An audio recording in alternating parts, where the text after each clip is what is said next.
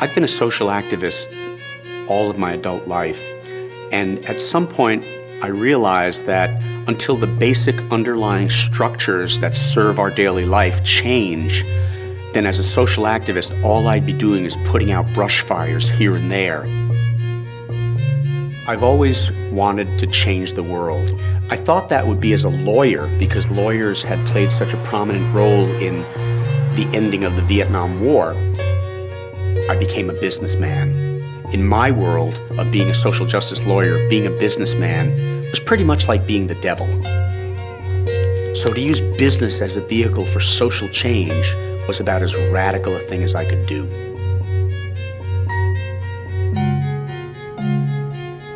Juan Valdez does not exist.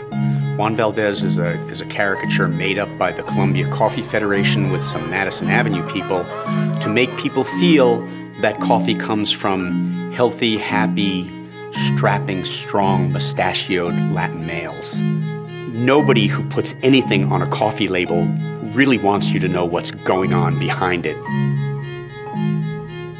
I think the first thing that coffee drinkers have to do is whatever coffee they've got, they have to look in that cup and say to themselves, there's a lot more here than meets the eye. Poverty in a village, pollution of water, war, women's rights. Those are all costs that we have to deal with. Business schools teach us that the path to success is to buy low and to sell high.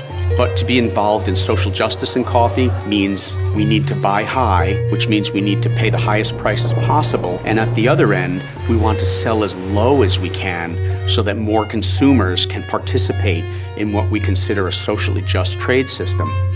Fair trade allows a consumer to know that the product that has a fair trade label on it represents a certain set of values. In the fair trade movement, what we've tried to do is make that one straight line from the farmer to the home office or from the farmer to the consumer. What would it look like if a company actually engaged in the lives of the villagers it bought from? What would it look like if a company paid real money for that coffee? Is it possible for a company to engage in such behavior and still be profitable? We're not trying to change everything in the world. We're trying to model that a company can positively and appropriately participate in bettering the lives of the people that it works with at all ends of the supply chain. Unless we treat people with dignity and take only what's a fair share for us and not as much as we can grab, ultimately the house of cards comes down. If at the end of my life I've helped bring water to a couple of thousand people, helped educate a couple of thousand kids, helped participate in the evolution of a concept of equitable, fair, and just trade, I'll have done my piece.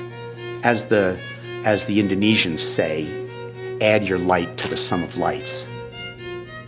That's enough for me.